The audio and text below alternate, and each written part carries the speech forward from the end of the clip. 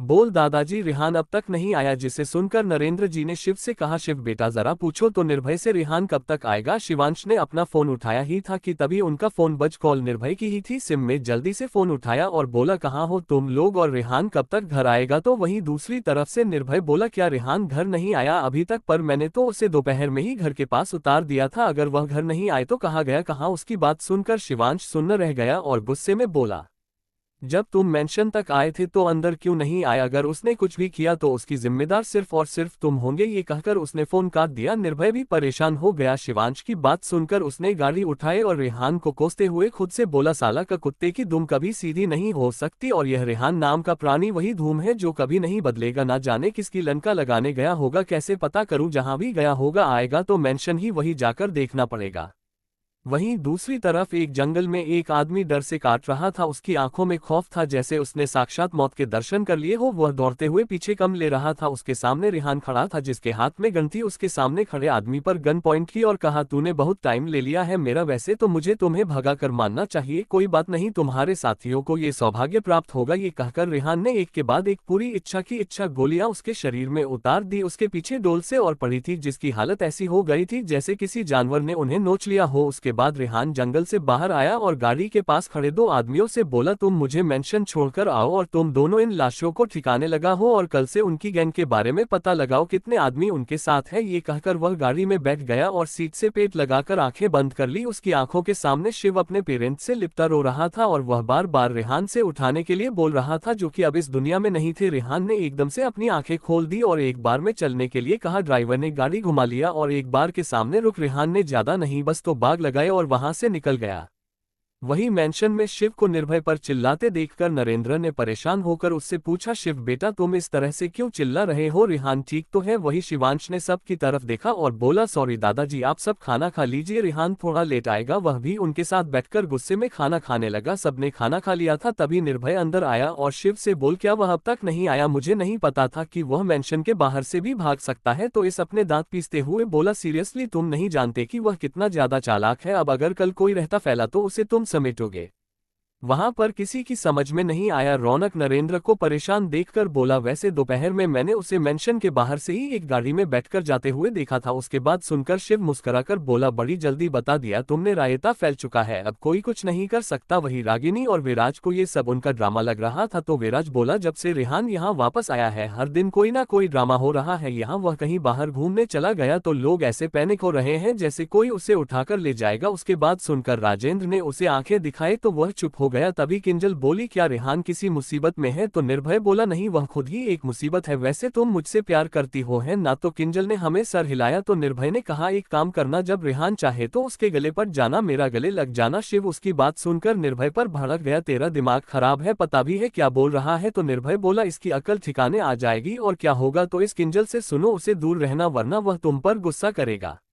रात के करीबन 10:30 कुछ देर बाद रेहान मेंशन पहुंचा। उसे पता था कि शिवांश उसे पर गुस्सा करेगा और शायद उसके दादाजी भी। वह दबे पांव आगे बढ़ने लगा। हाल की सभी लाइटें बंद थी। रेहान हैरान था कि इतनी जल्दी सब सोने चले गए। वह बिना आवाज किए चलने लगा। जब वह सीढ़ियों के पास आया तभी सारी लाइट जल गई। रेहान पीछे मुड़ा तो निर्भय और शिव को अपने पीछे खड़े देखकर उसे ज्यादा हैरानी नहीं हुई, बल्कि घर के सभी सदस्यों और रौनक और उसके परिवार को देखो ज्यादा हैरान हो गया। उसने सभी को देखा और अपने दादा दादी से बोला, आप दोनों अब तक क्यों जाग रहे हैं, दादाजी जाइए जाकर सो जाइए, मैं आपसे सुबह बात करूंगा। रेहान की बात सुनकर नरेंद्र जी ने शिव की तरफ देखा तो उसने आंखों से हमें इशारा किया तो वह दोनों वहां से चले गए। वही रेहान ने जब देखा कि उसके दादाजी ने उसकी जगह शिव की बात मानी तो उसने शिव को घर कर देखा। फिर वह राजेंद्र जी से बोला, आप लोग क्या देख रहे हैं, यहाँ कोई तमाशा हो रहा है। तो साले ने बोली, हाँ, तुमने और तुम्हारे दोस्तों ने रोज ही तमाशा लगा रखा है जिसे हम मजबूर होकर देखना पड़ रहा है। ये सुनकर रेहान की बहुत तन गई और वह उनकी तरफ बढ़ गया और उसके सामने जाकर खड़ा हो गया और उन्हें घूरते हुए राजेंद्र से बोल, मिस्टर राठौर, क्या आप हमारे बीच हुए एग्रीमेंट को भूल गए हैं। क्या उसमें नहीं लिखा था कि आप और आपके परिवार वाले मेरी किसी भी मैटर में दखल नहीं देंगे। तो आप और यह सब लोग यहाँ क्या कर रहे हैं। तो राजेंद्र बोल, रेहान, यह मेरा घर है और यहाँ का रूल है कि घर का कोई भी सदस्य 8 बजे के बाद घर में होना चाहिए और रूल तुम्हें भी फॉलो करना होगा, तुम हमसे अलग नहीं हो समझे। तो रेहान बोला मैं हमेशा से अलग ही था मिस्टर राठौर, और रही बात आपके रूल्स की तो मैं आपके परिवार का सदस्य नहीं हूं और रेहान राठौर अपनी बनाए रूल्स फॉलो करता है। ये सब बोलते हुए रेहान राजेंद्र के काफी नजदीक था, जिसे उन्हें पता चल गया कि रेहान ने शराब पी रखी है। तो वही एकदम से बोले तुमने ड्रिंक कर रखी है, जिसे सुनकर दोनों ही परिवार शॉक हो गए। तो रेहान बोला हाँ पी है तो क्या कर लेंगे आप। रेहान की बदतमीजी देखकर विराज आगे बढ़ा और रेहान का कॉलर पकड़कर बोला तेरी हिम्मत कैसे हुई पापा से ऐसी बात करने की। वही शिव और निर्भय डर गए और उनकी तरफ बढ़ गए, लेकिन रेहान ने तब तक रियाज का गला पकड़कर एक हाथ से उसे ऐसे उठा दिया जैसे वह कोई इंसान न होकर रुई का पुतला हो। उसके इस हरकत को देखकर सब लोग डर गए और उसे छुड़ाने लगे, लेकिन कोई भी रेहान को हिला तक नहीं पाया।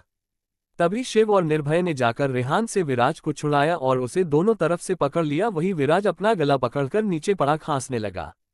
रागिनी को रेहान पर बहुत गुस्सा आया और वह उसे थप्पड़ मारने के लिए आगे बढ़ी और रेहान पर चिल्लाते हुए बोली मेरे बेटे पर हाथ उठाने की तुम्हारी हिम्मत कैसे हुई। लेकिन रेहान आज पहले से ही भड़का हुआ था, उसने उसका हाथ पकड़ लिया और बहुत ही सर्द आवाज में बोला इस गलतफहमी में मत रहेगा मैसेज राठौर की आप एक औरत है तो मैं आपको बख्श दूंगा। वही शिव और निर्भय रेहान के बढ़ते गुस्से को देखकर उसे खींचकर पीछे ले गए। वही रेहान दोनों ही परिवारों को देखकर बोला तुम सब लोग कान खोलकर सुन लो, जिस चीज ने भी मुझे तकलीफ पहुंचाई है ना उसका लाख गुना ज्यादा तकलीफ में तुम सबको दूंगा, और सबसे ज्यादा आप मिसेज राठौर और आप मिस्टर राठौर, आप दोनों को तो मैं खून के आंसू ना रुला दिया तो मेरा नाम भी रेहान राठौर नहीं। निर्भय और शिव रेहान को पढ़कर उसके कमरे में ले गए और दरवाजा बंद कर लिया। वही घर के सभी लोग रेहान की आंखों में इतनी ज्यादा नफरत देखकर दंग रह गए। विराज अपना गला पकड़कर बैठा हुआ था, उसे अंदाजा नहीं था कि रेहान उसे एक खिलौने की तरह उठा लेगा। उसे सबके सामने बेइज्जती महसूस हो रही थी। उसने मन ही मंथन लिया था कि वह इसका बदला लेकर रहेगा। तभी राजेंद्र बोला तुम सब लोगों से मैंने कहा था कि उसे कुछ भी मत कहना, वह पहले की तरह नहीं रहा जो तुम्हारे ताने सुनेगा। बड़ी मुश्किल से कोई इस घर में आया है, मैं नहीं चाहता कि वह यहाँ से कहीं जाए, वह जैसे चाहे यहाँ रह सकता है, कोई भी उसे कुछ नहीं रहेगा चाहिए। सब लोग अपने अपने कमरे में। महेंद्र तुम भी सबको लेकर जाओ, कल से तुम्हारे घर में रिनोवेशन का काम शुरू हो रहा है तो तुम अपना और सबका सामान ले आना, अब से तुम सब भी यही रहोगे महेंद्र ने कहा और अपने परिवार को लेकर वहां से चला गया। किंजल और रौनक रेहान से कल बात करने का सोचकर चले गए। उसके बाद राजेंद्र रागिनी और विराज को थोड़ा और समझाया और अपने कमरे में चले गए सब। वही रेहान के कमरे में शिव रेहान के ऊपर बरस रहा था, जो उसने नीचे किया उसकी वजह से निर्भय भी उसे घूर रहा था। रेहान ने कल बात करने का कर दोनों को कमरे से बाहर करने लगा और निर्भय से यही शिव के कमरे में रहने के लिए कहा, लेकिन दोनों ही रेहान के ऊपर कूद गए और उससे चिपक कर बेड पर ही पसार गए। कुछ ही देर बाद मेंशन में सब लोग सो गए। सुबह हुई और राठौर मेंशन में सब लोग अपने अपने कामों में व्यस्त हो गए। आज संडे था तो रौनक और उसके परिवार वाले अपना जरूर का सामान मेंशन के गेस्ट रूम में लगा रहे थे। आज से उनके घर में रिनोवेशन का काम शुरू हो रहा था। कुछ दिन बाद विराज के साथ काजल और रौनक के साथ विशाखा की सगाई होने वाली थी, जिस वजह से वह अपने घर का इंटीरियर चेंज करवा रहे थे। जब सारा सामान शिफ्ट हो गया तो सब लोग सोफे पर बैठे अपनी थकान उतारने लगे। सुबह के 7 बजे बज चुके थे और रेहान और उसका दोस्त अब तक नहीं उठे थे। कुछ देर बाद ही शिव और निर्भय नीचे आए तो निर्भय को देखकर नरेंद्र उससे बोल रेहान आज जल्दी नहीं उठा। तो निर्भय बोलना नहीं दादाजी, वह कभी कभी ही जल्दी उठना है। तो रेहान तभी नीचे आया तो नरेंद्र उससे बोले वैसे कल तुम कहाँ पर थे रेहान। तो रेहान ने एक नज़र सबको देखा और बोला मुझे कुछ काम था दादाजी, और प्लीज अगर मैं कहीं बाहर जाऊं या मुझे लेट हो जाए तो मेरी चिंता मत किया कीजिए। फिर यहाँ ने रौनक और उसके परिवार को सुबह सुबह यहाँ देख सवालिया नजरों से उनकी तरफ देखा तो वह बोले अगले महीने विराज काजल और रौनक विशाखा की सगाई है तो उनके घर में काम शुरू हुआ है, इसलिए सब भी आज से यही रहेंगे। सब लोग रेहान को देख रहे थे कि उसका क्या रिएक्शन होगा, लेकिन रेहान ने कुछ भी रिएक्ट नहीं किया और वह भी जाकर निर्भय और शिव के पास बैठ गया। कुछ देर बाद सब लोग डाइनिंग टेबल पर बैठे नाश्ता कर रहे थे। रेहान का मन नहीं था, लेकिन फिर भी वह चुपचाप खाने को कुतर कुतर कर खा रहा था। उसे ऐसा करते देखकर उसकी दादी बोली क्या हुआ रेहान बेटा, तुम खाना क्यों नहीं खा रहे हो। निर्भय और शिव ने उसे देखा तो रेहान बोला वह दादी मुझे भूख नहीं है। तो निर्भय ने उसे टॉन्ट मारते हुए कहा हाँ इसे भूख कहाँ से लगेगी, हर वक्त हमारी जान जो खाता है ये। रेहान ने उसे घूरकर देखा और बोला वैसे जब देखो तब तुम यहीं पड़े रहते हो, क्या तुम्हारे पेरेंट्स कुछ नहीं कहते तुम्हें। निर्भय रेहान को घूरते हुए खाना खाने लगा तो रेहान ने बोलना जारी रखते हुए कहा बच्चे जब इतने सालों बाद घर आते हैं तो अपने घर वालों के साथ ज्यादा टाइम बिताते हैं और तुम मेरे जरा सा बाहर रहने पर मुंह उठाए यहाँ चले आते हो। निर्भय ने कुछ खाने के लिए अपना मुंह खोला ही था कि कि उसका फोन बच्चा। उसने फोन उठाया और बोला, हाँ विजय क्या हुआ। सामने से उसके भाई ने कुछ कहा तो उसने तुरंत फोन काटा और अपने फोन में न्यूज लगाई, जिसमें आज की ताजा खबर आ रही थी कि मशहूर उद्योगपति विक्रांत राणा के दावों के फॉर्म में छापा पड़ा है, जिसमें नकली दवाएं मिली है। उनके फार्म को पुलिस ने सील कर दिया है, जिसकी वजह से मार्केट में उनके रेपुटेशन काफी डाउन हो गई है। इससे उनकी दूसरी कंपनी के शेयर्स नीचे गिर गए हैं, जिन्हें आरएस इंडस्ट्रीज ने खरीद लिए हैं। अब आरएस इंडस्ट्रीज के मालिक उसकी कंपनी के 40% के हिस्सेदार है। जैसा कि हम सब जानते हैं कि आरएस इंडस्ट्रीज के सब बहुत ही कम वक्त में बहुत ऊंचाइयों पर पहुंच गई है और किसी ने भी अब तक उनके मालिक को नहीं देख लिए। जानते हैं कि अब हम इस कंपनी के मालिक को देख पाएंगे या नहीं। इस कंपनी के मैनेजर आदित्य भारद्वाज से एंकर की बात सुनकर आदित्य भारद्वाज बोला, बहुत जल्द हमारे बस आप सबसे खुद रूबरू होंगे, इससे ज्यादा मैं कुछ भी नहीं बता सकता, थैंक यू सो मच। ये कहकर वह मैनेजर गाड़ी में बैठकर वहां से निकल गया। वहीं यह पूरी खबर वहां पर बैठे हुए सब लोग सुन रहे थे, जो बुरी तरह से चौंक गए। वहीं निर्भय और शिव रेहान को घूरने लगे और अपनी अपनी जगह से उठ गए और रेहान को कुर्सी पर बैठे बैठे ही घसीट कर पीछे ले गए और रेहान को नीचे गिरा दिया। रेहान जल्दी से उठा तो शिव बोला, तो तू ये कर रहा था कल दिन भर। वही रेहान ने हमें सर हिलाया और मन ही मन बोला, इन्हें कल रात के बारे में कुछ ना पता चले। तभी उसकी नजर निर्भय पर गई तो निर्भय बोल, बस 40% से सारे खरीदने थे ना। तो रेहान बोला, 30% शेयर उसके बच्चों के नाम पर है। वैसे अच्छा ही है, मुझे मुकाबले के लिए उनके पास कुछ तो होना ही चाहिए। वहीं उन तीनों की बातें सुनकर दोनों परिवार सदमे में थे। उन्हें यकीन नहीं हो रहा था कि रेहान ने राणा परिवार को मात दे दी। नरेंद्र रेहान से अकेले में बात करना चाहते थे, इसलिए वह चुपचाप खड़े रहे। वही रेहान निर्भय से अब तो अपने आप के साथ उन्हें थोड़ी सांत्वन देने के लिए जाएगा और शिव की और तू भी हर्षित के पास जाएगा, उसे मदद चाहिए तेरी। तो निर्भय बोला, और तू हमारे पीछे से भाग जाए। तो रेहान ने उसे धकेलते हुए कहा, निकाल साल मेरे घर से, मैं जब देखो हमारे बीच आजू गलता रहता है। तो निर्भय बोल, कमीनी मुझे बाहर निकल रहा है, क्या श्राप है मेरा, तेरी शादी कल वाली तेरी बंदी से हो जाए। रेहान उसे मारने दौड़ा तो वह हंसते हुए भाग गया। शिव ने उसे सवालिया नजरों से देखा तो रेहान बोला, वह झूठ बोल रहा है, मेरी कोई बंदी नहीं है, चल जा जल्दी हर्षित के पास और मैं वादा करता हूँ कि मैं आज घर से बाहर नहीं जाऊंगा। शिव और निर्भय दोनों ही चले गए तो रेहान पीछे मुड़ा तो नरेंद्र उसके पास आए। रेहान ने विक्रांत की 40% शेयर्स खरीद लिए थे और इस बारे में वीरेंद्र जी उससे बात करना चाहते थे।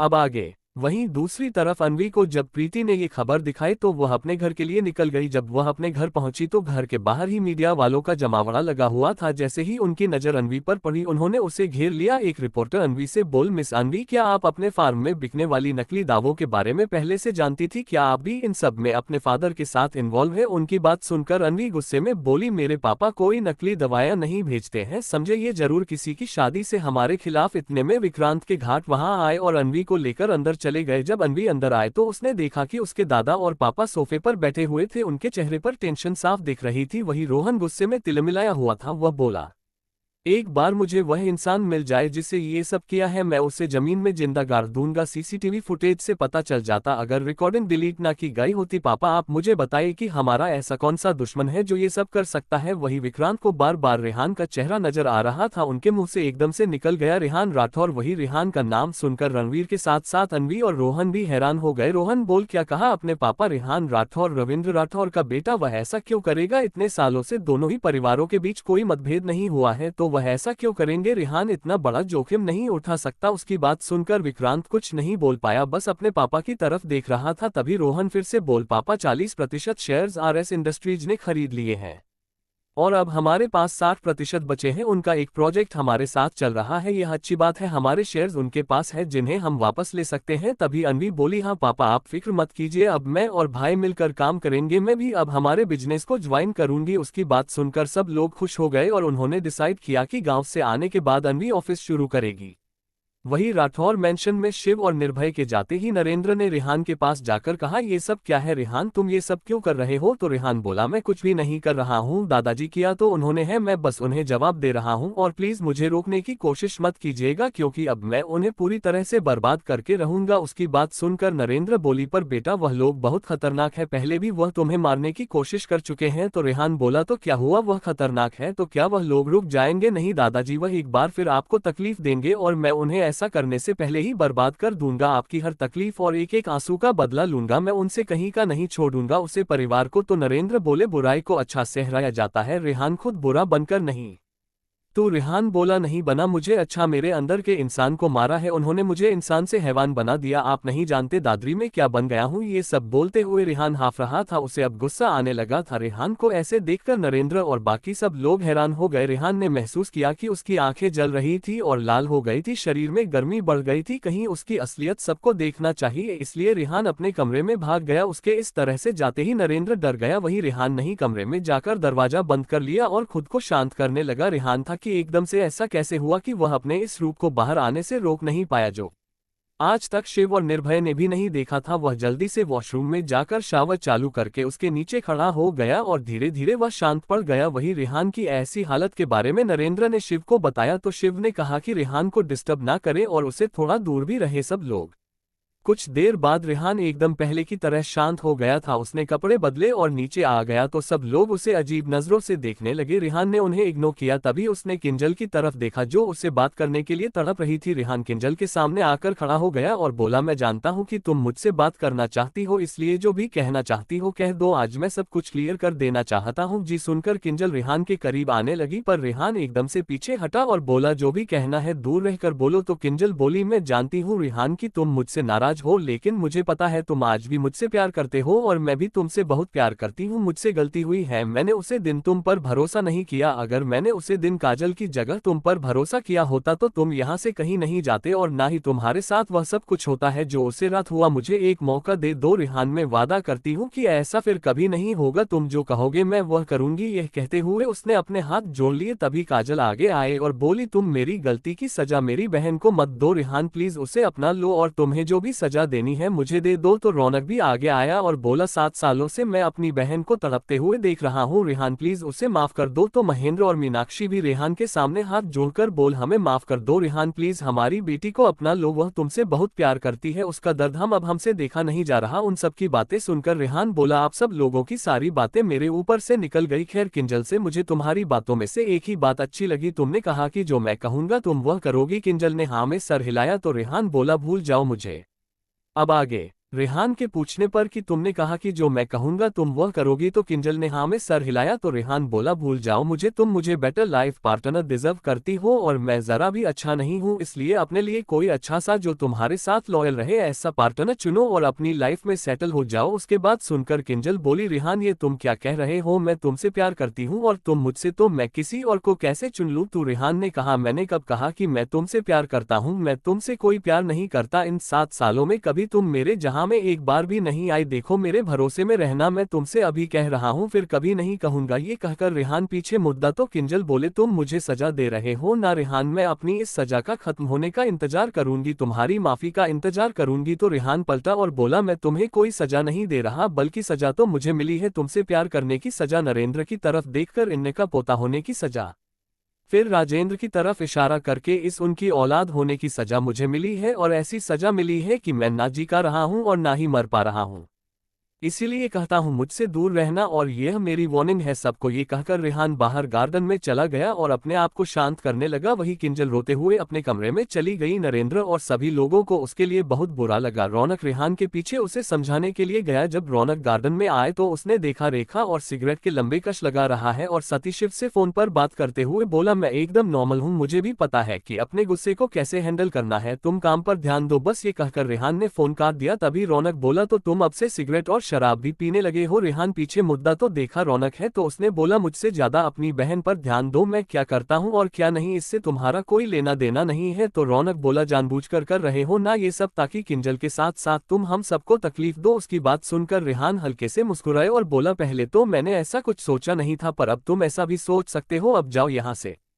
तो रौनक बोला, तुमने कहा था कि किंजल अपने लिए कोई लॉयल लड़का ढूंढ ली, क्या तुम उसके साथ लॉयल नहीं थे। तो रेहान बोला, मैं उसके साथ ईमानदार था पर उसने मुझ पर भरोसा नहीं किया, लेकिन अब मैं नहीं हूं। तुम्हें क्यों ऐसा लगता है कि मैं इंसान सालों में किसी लड़की के करीब नहीं गया। तो रौनक बोला, क्योंकि तुम किसी भी लड़की को अपने करीब बर्दाश्त नहीं कर पाते। तो रेहान बोला, तो शिव ने ये सब बताया, जरूरी तो नहीं है कि अब मेरे बारे में सब कुछ पता हो। ये कहकर रेहान ने उसे एक डेविल लुक दिया और मुस्कुराते हुए वहां से चला गया। वही रौनक परेशान हो गया था। किंजल को लेकर उसे यकीन हो गया था कि रेहान अब उसकी बहन को कभी नहीं अपनाएगा और वह अपनी जिंदगी में रेहान के सिवा किसी को नहीं आने देगी। इसी तरह दिन बीतने लगे। रेहान ने इसके बाद राणा को कोई झटका नहीं दिया क्योंकि शिव और निर्भय बहुत ज्यादा उसे पर नजर रखने लगी थी। यहाँ तक किसी उसके कमरे में ही सोने लगा था। रेहान अगर वॉशरूम जाने के लिए भी उठना है तो इस भी उसके साथ ही उठ जाता। कल सब लोग गांव जाने वाले थे जिसके लिए राजेंद्र ने एक मिनी बस मंगवा ली थी। रेहान ने कह दिया था कि उसके दोस्त भी उसके साथ जाएंगे, इसके लिए राजेंद्र मान गया था। उनके साथ सब ने नोटिस किया था कि रेहान उनके साथ खुश और शांत रहता है। वहीं दूसरी तरफ अनवी और उसका परिवार कल की वजह आज ही गाँव के लिए निकल गए थे, जिसका साफ कारण ये था कि रणबीर इस बार शिवरात्रि की पूजा रोहन से करवाना चाहते थे, जिसके लिए पहले ही सूचना भिजवानी पड़ती थी, लेकिन उन्होंने ऐसा कुछ नहीं किया। उन्होंने सोचा नहीं था कि नरेंद्र इस बार खुद गाँव आएंगे और आरती और पूजा के लिए वह पहले ही महंत जी से बात कर चुके हैं। रणवीर राणा अपने परिवार के साथ गांव पहुंच गए थे। उन्हें पहुंचने में शाम हो गई थी। सब लोग बड़ी सी हवेली के बाहर खड़े थे। अनवी और रोहन बचपन में ही यहाँ आए थे। आज गांव में आकर उन्हें अच्छा लग रहा था। बिजनेस में लॉस होने के कारण कुछ दिनों से सबका मूड खराब था। आज कुछ अच्छा हुआ था। सभी लोग हवेली में अंदर गए। सब लोग थक चुकी थी, इसलिए आज सब ने आराम करने का सोच और खाना खाकर तब आराम करने लगे। अगले दिन सुबह जब विक्रांत और रणवीर शिव मंदिर पहुंचे तो उन्हें पता चला कि बड़ी पुजारी जी आज शाम तक आएंगे। तो रणबीर राणा बोल, पंडित जी इस साल शिव आरती और हवन मेरा पोता करेगा। तो पंडित जी बोले, माफ कीजिएगा राणा साहब, आप अगर पहले इस बारे में जानकारी देते तो जरूर आपका पोता ये पूजा कर सकता था, लेकिन आपसे पहले ही राठौर साहब ने संदेश भिजवाया था कि वह अपने पोते के हाथों से यह पूजा करवाना चाहते हैं, तो हमने उन्हें हाँ कर दिया है। वह आज ही गवा रहे हैं अपने पूरे परिवार को लेकर। रणवीर ने जब ये सुना कि इतने सालों बाद नरेंद्र राठौर इस गांव में वापस आ रहा है तो उसकी मुठ्ठियां भींच गई गुस्से से। तभी पंडित जी बोले, आप भी अपने पूरे परिवार के साथ कल पूजा में शामिल जरूर हो जाएगा, क्योंकि इस बार पूजा उनका बड़ा पोता करेगा। रणवीर ने झूठी मुस्कान के साथ हाँ कहा और विक्रांत के साथ अपनी हवेली लौट आया। वहीं दूसरी तरफ रेहान और दोनों परिवार तैयार हो गए थे। इंतजार था तो रेहान के दोस्तों का कुछ ही देर में निर्भय और हर्षित भी आ गए। निर्भय के साथ उसका भाई विजय भी आया था, जिसे विराज ने बुलाया था। सब लोग बस में बैठे और निकल गए गांव के लिए। बस में सबसे आगे राजेंद्र और रागिनी दोनों, दूसरी साइड में महेंद्र और मीनाक्षी बैठे हुए थे। फिर नरेंद्र और रौनक तो दूसरी साइड में किंजल और सुनंदा जी बैठी हुई थी। तीसरे नंबर पर विराज और विजय तो दूसरी साइड काजल और विशाखा बैठी हुई थी। वही सबसे पीछे वाली सीट पर रेहान और निर्भय तो दूसरी साइड में शिव और हर्षित बैठे हुए थे। और सब लोग निकल पड़े गांव के लिए। अब आगे एक बड़ी सी हवेली जिसके बाहर एक मोटरसाइकिल आकर रुकी, उसे पर बैठा एक शख्स जल्दी से हवेली के अंदर गया। अंदर जाकर वो आदमी वहां पर खाट पर बैठे हुए एक शख्स को देखकर उसके पास गया और बोला, मालिक एक बहुत बड़ी खबर है जिसे सुनकर आप खुश हो जाएंगे। उस आदमी की बात सुनकर वह शख्स बोला, क्या है सूरज, ऐसी कौन सी खबर है जो तू ऐसे भागता हुआ आया है? तो सूरज बोला, मालिक आपको पता है कि राणा परिवार गाँव में आया हुआ है। उसकी बात सुनकर वह शख्स बोला, हाँ हम जानते हैं, वह लोग कल शिवरात्रि की पूजा के लिए आए हैं। तो सूरज बोल, क्या आपको पता है कि वह लोग पूजा नहीं कर सकते क्योंकि आज शाम को ही नरेंद्र राठौर अपने पूरे परिवार के साथ गांव आ रहा है और शिवरात्रि की पूजा और हवन उनका बड़ा पोता रेहान ठाकुर करेगा। उसकी बात सुनकर वह शख्स हैरान रह गया और बोला, तुम झूठ तो नहीं बोल रहे हो ना? नरेंद्र राठौर आज पूरे 40 साल बाद गांव आ रहा है? सूरज ने हाँ में सर हिलाया और बोला, मालिक मैं अभी मंदिर में पंडित जी की बातें सुनी थी और मैं राठौर हवेली का भी जायजा लेकर आ रहा हूँ। वहां पर वह रामलाल उनका नौकर हवेली को दुल्हन की तरह सजा रहा है। उसकी बात सुनकर वह शख्स जिसकी उम्र लगभग सिर्फ 13 को 70 साल थी, वह बोला, ठीक है तुम खेतों में जाओ और हमारे बेटों से कहो कि हम उन्हें बुला रहे हैं। सूरज ने सर झुकाया और वहां से चला गया। उसके जाने के बाद वह बूढ़ा शख्स बोला, हम तो नरेंद्र तुम इतने सालों बाद यहाँ वापस आ ही गए, इसका मतलब तुम बहुत खुश हो, लेकिन इतने सालों में तो तुम कभी नहीं आए और ना ही अपने उस पोते को यहाँ भेजा। कुछ तो खास है तुम्हारे इस पोते में। रणबीर भी यही है और यही सही वक्त है हमारे बदले का। तुम दोनों ने ही हमारे परिवार की इज्जत उछाली थी, ना तो इज्जत के बदले इज्जत। तुम दोनों ही परिवारों की इज्जत का मैं तमाशा ना बना दिया तो मेरा नाम भी प्रवीण त्रिपाठी नहीं। कुछ देर बाद ही उनके दोनों बेटे वहां आए। फिर उसने उन्हें क्या करना है समझाया।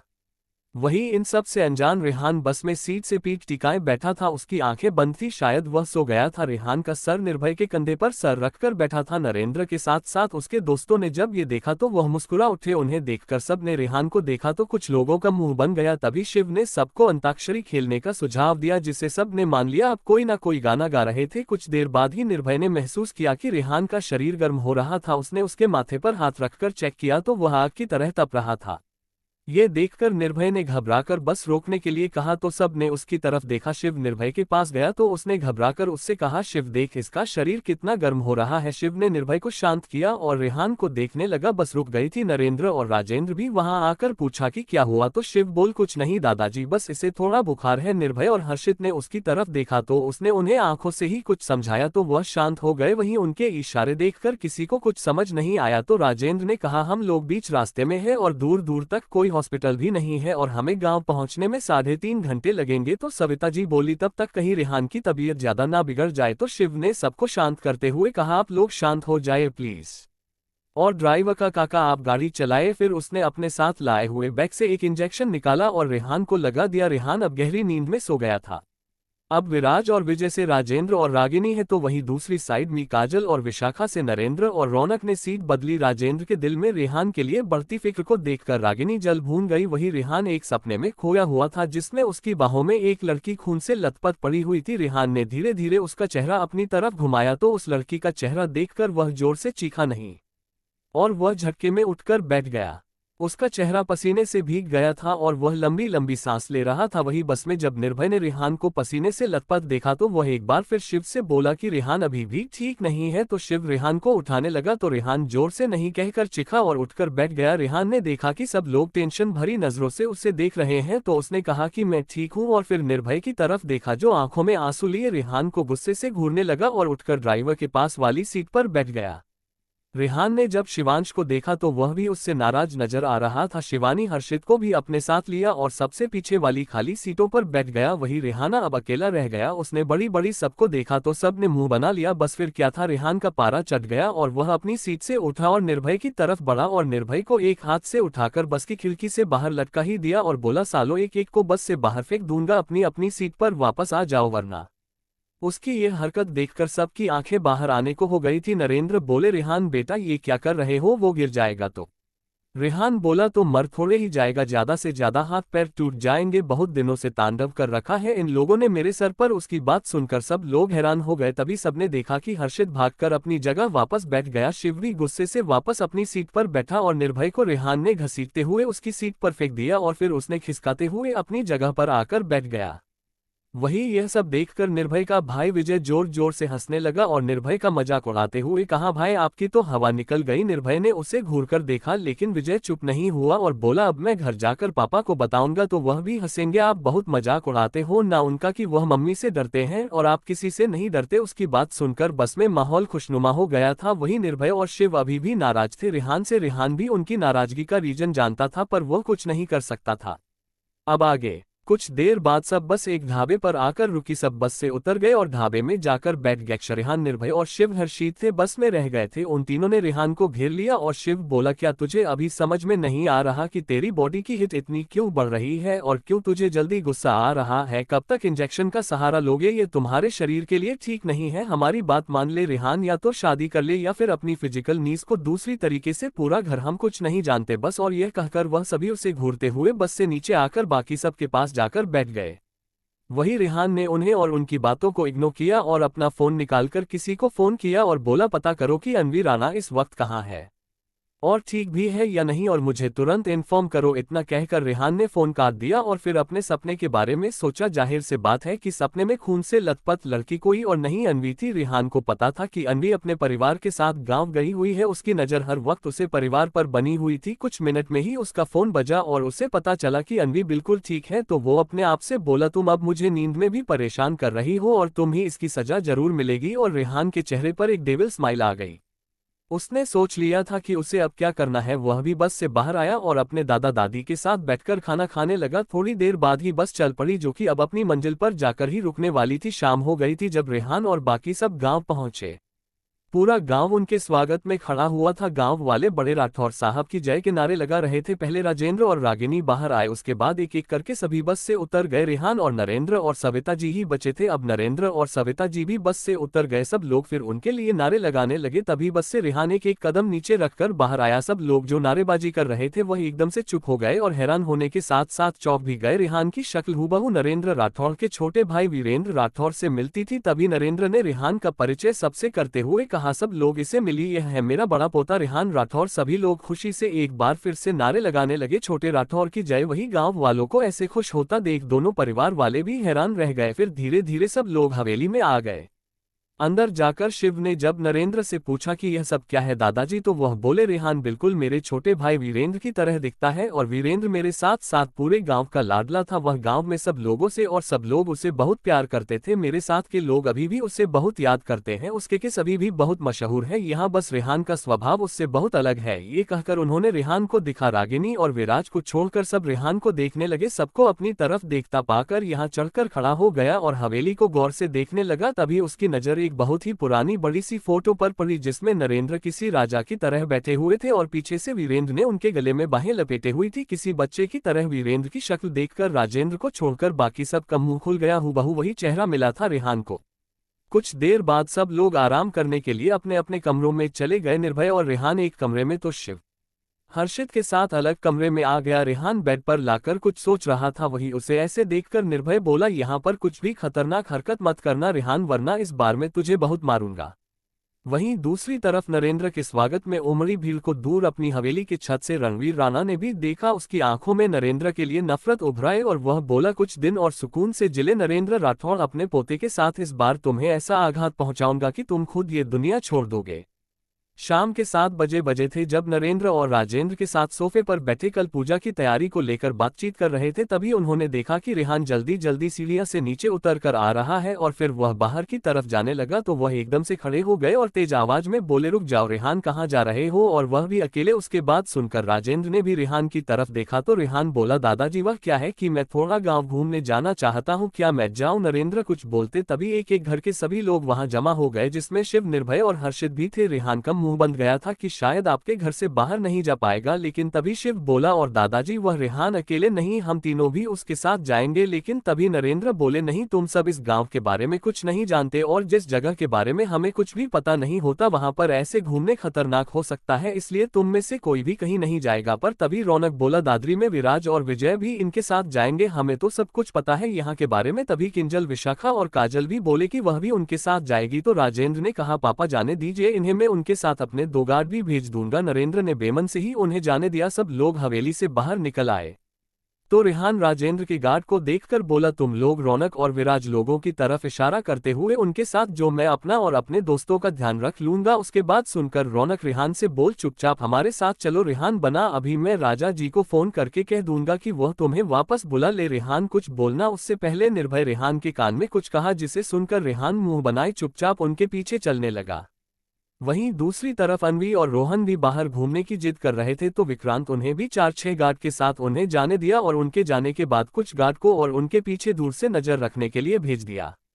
फिर रणवीर राणा से बोला आप क्या करना है पापा, वह लड़का रेहान भी यही है तो क्यों ना उसे यही कोई सबक सिखाए। रणवीर ने उसे कुछ भी करने से मना करते हुए कहा तुम भूल रहे हो कि पंकज त्रिपाठी भी कुछ न कुछ षड्यंत्र रच रहा होगा दोनों ही परिवारों के खिलाफ। हमें यहाँ अभी हमारे बच्चों को प्रोटेक्ट करने की जरूरत है। बाकी राठौर परिवार तो शहर में भी हमारी नजरों के सामने ही है, जिसे हम जब चाहे तब बर्बाद कर सकते हैं, और वैसे भी यहाँ पूरा गाँव उनका ही देसी है, यहाँ हम कुछ भी नहीं कर पाएंगे। अब आगे अनवी और रोहन भी बाहर घूमने की जिद कर रहे थे तो विक्रांत ने उन्हें बाहर घूमने की परमिशन दे दी थी तो वह दोनों भी बाहर घूमने निकल गए थे। वहीं दूसरी तरफ रेहान और बाकी सब भी घूमते हुए गांव में बने एक छोटे से बाजार में आ गए थे। रेहान सबसे अलग पीछे रहकर चल रहा था, वहीं किंजल भी सबसे पीछे हटकर रेहान के साइड में चलने लगी और धीरे धीरे उसके नजदीक खिसकने लगी। वही किसी ने भी उसे पर ज्यादा ध्यान नहीं दिया। किंजल ने धीरे से अपना हाथ रेहान के हाथ से टकराया और प्यार से उसे देखने लगी। वही रेहान को उसकी हरकत पर बहुत गुस्सा आया और वह उस पर चिल्लाते हुए बोला मैं तुमसे क्या कहा था कि मुझसे दूर रहना, लेकिन तुम पर शायद आशिकी का भूत चढ़ा है। एक थप्पड़ में सारा भूत उतार दूंगा अगर दोबारा मुझे छुआ तो। वही सब ने जब पीछे मुड़कर देखा तो सारा माजरा समझ गए कि क्या हुआ होगा, लेकिन काजल को रेहान का ऐसे बात करना पसंद नहीं आया तो वह बोली रेहान क्या तुम्हें लड़कियों से बात करने की तमीज नहीं है कि कैसे बात करते हैं लड़कियों से। तो रेहान उसकी तरफ बढ़ा तो शिव और निर्भय ने आकर उसे पकड़ा और उसे लेकर सबसे आगे चलने लगे। वही रेहान अपने हाथ को बुरी तरह रगड़ रहा था, जो सब लोग देख रहे थे उन्हें कुछ समझ नहीं आया। किंजल को भी बहुत बुरा लगा, रौनक ने भी काजल को चुप कर दिया। सब लोग फिर से आगे चलने लगे। रेहान और उसके दोस्त अब सबसे आगे चल रहे थे। वहीं दूसरी तरफ अनवी और रोहन जब घूमते हुए बाजार में आए तो अनवी चहकते हुए चारों ओर देखते हुए चल रही थी। रोहन भी अपनी बहन को खुश देखकर खुश था, तभी उसे अपनी माँ की कही हुई बातें याद आएगी। अनवी की जान को खतरा है। पहले ही वह इन सब बातों को नहीं मानता था, लेकिन बात उसकी बहन की थी। जब वह चल रहे थे तो उसे एक पेंडेंट दिखाई दिया जो अनवी को पसंद आ सकता था। वह उसे खरीदने के लिए उसे दुकान में चला गया। कुछ गार्ड्स उसके लिए रुक गए तो कुछ अनवी के साथ चल रहे थे। पहले में रहना उसे पसंद नहीं था। अनवी फोन पर बात कर रही थी, उसके गार्ड्स को चकमा दिया और सबसे अलग निकल गई। बात करने के बाद उसने चलते हुए फोन अपनी जेब में डाला। इस वक्त वह नीचे देखकर चल रही थी, तभी वह किसी से टकरा गई। जब उसने कर उठाकर देखा तो वह दंग रह गए। वही रेहान अब सबसे आगे चल रहा था। वह वहां से अकेले निकालने के बारे में सोचते हुए चल रहा था कि तभी एक लड़की आकर उससे टकरा गई। वही रेहान ने जब देखा कि उसे टकराने वाली लड़की अनवी है तो उसने उसे गिरने से बचने के लिए उसकी कमर को एक हाथ से पकड़ लिया। वही शिव से लेकर विराज लोग को तक हर कोई चौंक गया अनवी को वहां देखकर। तभी सबको अनवी की चिल्लाने की आवाज आई जो रेहान से बोली, तुम्हें मैं ही मिलती हूँ टकराने के लिए। हाँ, और तुम यहाँ क्या कर रहे हो? कहीं तो मेरा पीछा तो नहीं कर रहे? वही सबके साथ साथ शिव और हर्षित भी डर से उन्हें देख रहे थे, लेकिन रेहान की बात सुनकर उनका डर हैरानी में बदल गया। रेहान अनवी से बोला, तो तुम्हें कोई और चाहिए था टकराने के लिए? हाँ। उसके बात सुनकर अनवी हड़बड़ा गई और रेहान को खुद से दूर धकेलने लगी और बोली, साइको कहीं के, दूर हटो मुझसे। लेकिन रेहान ने उसका हाथ पकड़ लिया और अपने और करीब खींच लिया। उसकी यह हरकत देखकर शिव और हर्षित का मुंह खुल गया। वहीं निर्भय खुश हो गया और विराट के साथ आए सभी लोग हैरत से रेहान को देखने लगे। तभी रेहान ने अनवी की आंखों में देखते हुए एक हाथ से उसका मुंह घुमाया और उसके गाल को अंगूठे से रगड़ते हुए बोला, अच्छा है निशान चला गया, वरना उसे लड़के को नर्क भी नसीब नहीं होता। वही किंजल अनवी को रेहान के इतना करीब देखकर जल भूनन गई थी। वही अनवी रेहान से अलग होना चाहती थी, लेकिन रेहान की पकड़ मजबूत होने के कारण वह ऐसा नहीं कर पा रही थी। तभी रोहन की आवाज सबको सुनाई दी, क्या हो रहा है यहाँ? उसके बाद सुनकर उन भी डर गए और यहाँ से अपने आप को छुड़ाते हुए झटके से दूर हो गए। उसे पता था कि रेहान ने जानबूझकर उसका हाथ छोड़ा है। वह जल्दी से रोहन के पास पहुंचे और उसे खींचते हुए अपने साथ ले गई। वह रेहान और बाकी सबको घूरते हुए अनवी के साथ चला गया। किसी तरह अनवी ने उसे शांत किया और फिर वह दोनों अपने घर के लिए निकल गए। वही रेहान जिसके लिए हवेली से बाहर आया था वह काम हो गया था, यानी कि अनवी को एक बार देखना। अब वह पीछे पलटा और सबसे वापस हवेली चलने के लिए कहा तो सब लोग फिर हवेली लौट आए जहां डाइनिंग टेबल पर खाना लगा हुआ था। तो सब हाथ मुंह धोकर खाने बैठ गए। तभी नरेंद्र बोल, क्या क्या देखा फिर तुम लोगों ने गाँव में? रेहान तो रेहान बोला, जो देखना चाहता था वह सब देख लिया दादाजी। रेहान की बात निर्भय के अलावा कोई नहीं समझ पाया। वही शिवांश कुछ कुछ समझ रहा था। वह रेहान से बात करना चाहता था। कुछ देर में सब अपना खाना खत्म कर अपने अपने कमरे में चले गए। वही रौनक नरेंद्र से बोल, दादाजी राणा फैमिली भी यहाँ आई हुई है, अभी बाजार में हमने उन्हें देखा था। उसके बाद सुनकर नरेंद्र बोले, राजपाल ने हमें पहले ही बता दिया था, उसके बारे में फिक्र मत करो। यहाँ पर बोलो कुछ भी नहीं कर सकते, यहाँ पर हमें उनसे नहीं त्रिपाठी परिवार से सबको प्रोटेक्ट करना है। मुझे पूरा भरोसा है कि वह लोग जरूर कुछ करेंगे, कल करेंगे। राजेंद्र उनकी बात सुनकर बोला, पापा क्या वजह है उसे त्रिपाठी परिवार से दुश्मनी की? जहां तक मुझे पता है वीरेंद्र चाचा जी को रणबीर राणा ने मारा था, फिर त्रिपाठी परिवार इन सब में कहां शामिल हुआ? उसकी बात सुनकर नरेंद्र ने उन्हें कुछ नहीं कहा और अपने कमरे में चले गए। राजेंद्र और रौनक सवालिया नजरों से उन्हें जाते हुए देख रहे थे। उसके बाद राजेंद्र बोल, कुछ हुआ तो नहीं था ना आज? तो रौनक बोला, जो भी हुआ हमारे तो कुछ समझ नहीं आया। पता है अंकल, रेहान का बिहेव किंजल के साथ जितना बुरा है उसे राणा की पोती के साथ उतना ही एग्रेसिव। किंजल का हाथ लगाना उसे पसंद नहीं आया और उसे अनवी को उसने खुद से अलग नहीं होने दिया। मुझे कुछ गलत होने की आशंका हो रही है अंकल, रेहान अपने बदले के चक्कर में कहीं गलत कदम ना उठा ले, उससे पहले उसे रोक लीजिए। ये कहकर वह अपने कमरे में चला गया। वहीं राजेंद्र को रेहान पर गुस्सा आया पर वह खुद को कंट्रोल कर गए। वही रेहान के कमरे में शिवांश रेहान को घूरते हुए बोला, क्या था वह सब? रेहान उसके बाद सुनकर निर्भय बोला, क्या था से क्या मतलब? शिव इससे पूछ कि उस लड़की के छूने से इससे गुस्सा क्यों नहीं आया, कहीं उसे पर दिल तो नहीं आ गया इसका? ये कहकर उसने रेहान की तरफ देखा तो रेहान बोला, दिल लगाने के लिए मेरे पास दिल होना भी तो चाहिए, मेरे पास कोई दिल नहीं है जो मैं उसे किसी से लगा लूं। हाँ, मुझे गुस्सा नहीं आता उसे लड़की को छूने पर, और तुम सब सही सोच रहे हो, मैं शादी करने का फैसला कर लिया है, वह भी इसी लड़की से। उसकी बात सुनकर शिव और हर्षित चौंक गए और शिव बोला, तेरा दिमाग खराब हो गया है, शादी और वह भी इस लड़की से? तो रेहान बोल, क्यों, तुम तीनों ही तो चाहते थे कि मैं शादी कर लूं, तो फिर अब क्या हुआ? तो उसकी बात सुनकर हर्षित बोल, हम सब तेरी बॉडी की नीड को देखते हुए चाहते थे कि तो शादी कर ले, ना कि अपनी जिंदगी बर्बाद कर ले। तो रेहान बोला मेरी जिंदगी तो ऑलरेडी बर्बाद है, लेकिन मैं उसे बुद्धि और उसकी बेटी विक्रांत को भी चैन से जीने नहीं दूंगा। उसकी पोती को देखकर वह बुद्ध और उसका बेटा तिल तिल कर तड़पेंगे। उन्होंने मुझे मारकर मेरे दादाजी को दर्द देना चाहा और मैं उसे लड़की के जरिए उन्हें तकलीफ दूंगा, वह भी उसे जिंदा रखकर। अब आगे। रेहान की बात सुनकर वह तीनों हैरान हो गए और निर्भय बोला तो तू अपना बदला उनकी बेटी से लेगा, मतलब उनके किए की सजा उस लड़की को देगा? तो रेहान बोला तो उन्होंने भी तो यही किया था मिस्टर राठौर, और मिसेस राठौर के किए की सजा मुझे दी। विक्रांत राणा कॉलेज के दिनों से ही रागिनी से प्यार करता था, लेकिन वह औरत पहले पैसे के लिए उनकी जिंदगी में आए, फिर उन्हें धोखा देकर राजेंद्र ठाकुर और अपने प्यार के जाल में फंसाया था। और यह बात विक्रांत ने रेहान को मारने से पहले उससे कही थी। और उनका तो मानना यही है कि आपका किया उनके बच्चों को भुगतना पड़ता है, तो उनका किया उनकी बेटी भुगतेगी। और फिर तू ही तो चाहता था कि मैं उसे लड़की से शादी कर लूं? तो निर्भय बोला हाँ चाहता था मैं कि तू अनवी से शादी कर ले, लेकिन बदले के लिए नहीं। तो रेहान बोला शादी तो होगी, और भी वह भी बहुत जल्द होगी। वही अपनी जिंदगी में आने वाले तूफान से अनजान अनवी अपने कमरे में बैठे आज जो हुआ उसके बारे में सोच रही थी। उसे कुछ भी समझ नहीं आ रहा था कि रेहान करना क्या चाहता है। तभी उसकी नज़र अपनी कलाई पर पड़ी, जिस पर रेहान की पकड़ के निशान छाप चुके थे। उसे रेहान पर गुस्सा भी आ रहा था। उसने सोच लिया था कि वह उसे सबक सिखाकर रहेगी, उससे डरेगी नहीं।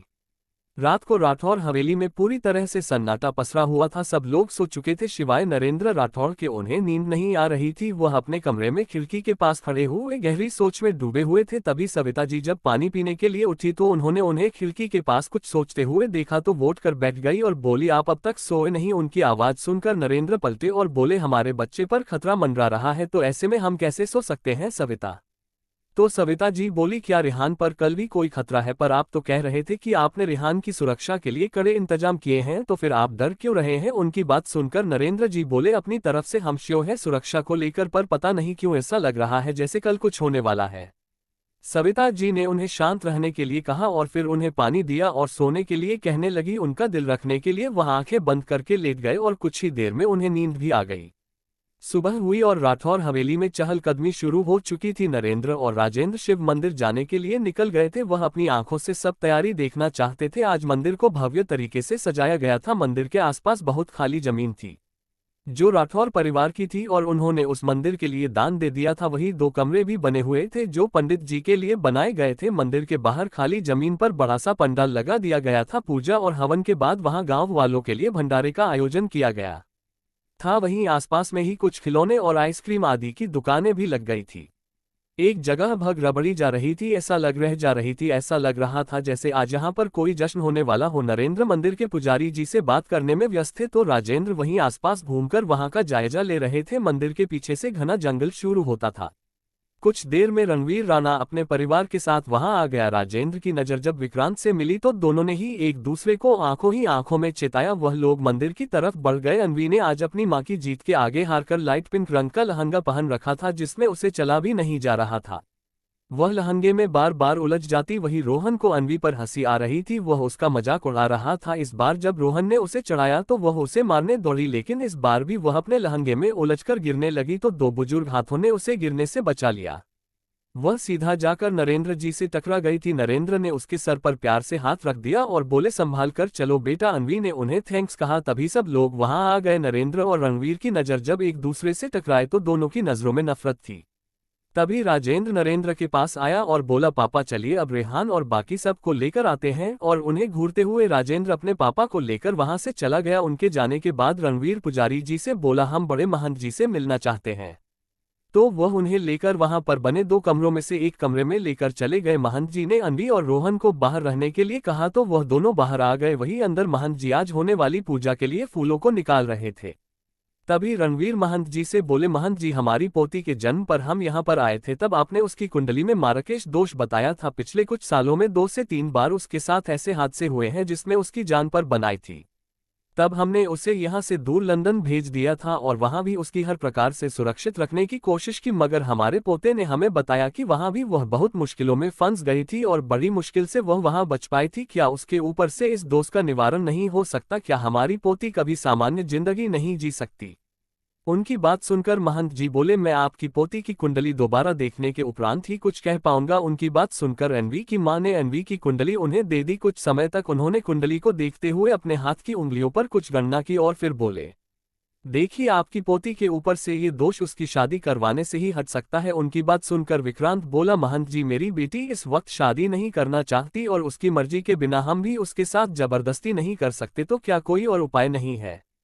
उसकी बात सुनकर महंत जी बोले, आपकी बेटी शादी करना चाहती है या नहीं इस बात का कोई महत्व ही नहीं है, क्योंकि आज उसका यह मार्केश दोष उसके जीवन पर अधिक आक्रामक हो जाएगा और आज ही उसकी शादी का योग भी बन रहा है। आज या तो उसकी मृत्यु हो जाएगी या फिर कोई उसका हाथ थाम कर हमेशा के लिए उसे इस दोष से बचा लेगा। और ध्यान रहे उसकी जिंदगी उसके जीवन साथी के साथ रहने पर ही बची रहेगी, उससे अलग होने पर उसका ही मार्केश दोष फिर उसके जीवन पर हावी हो जाएगा। आज शाम तक आपको इसी मंदिर में ही रहना होगा, क्योंकि भोलेनाथ की कृपा से ही आपकी बेटी सुरक्षित रहेगी। उनकी बात सुनकर सब उन्हें प्रणाम कर कर बाहर आ गए। बाहर एक बार फिर उन्होंने अनवी को रोहन से लड़ते हुए देखा। विक्रांत और रणवीर उनकी तरफ बढ़ गए और अनवी की मां अपनी आंखों में आंसू लिए अपनी बेटी को देख भगवान से प्रार्थना कर बोली, हे महादेव मेरी बच्ची की रक्षा करना। फिर वह भी उनके पास चली गई। अब मंदिर में लोगों की भीड़ बढ़ गई थी, लगभग पूरा गांव वहां इकट्ठा हो गया था। कुछ ही देर में दो गाड़ियां वहां करोगी। पहले गाड़ी से पंकज त्रिपाठी बाहर आया और दूसरी गाड़ी से उसके दो बेटे और उनकी बीवियां आए। उन्होंने अपने आसपास का वालों की भीड़ में अपने आदमियों को देखा और मुस्कुराते हुए अंदर पहुंचकर महादेव के दर्शन कर बाहर आ गए और एकदम रणवीर राणा के सामने आकर खड़े हो गए। रणवीर ने उसकी तरफ देखा तो शैतानी स्माइल उन्हें देने लगे। विक्रांत भी उनके बेटे को जाने वाली नजरों से घूरने लगा।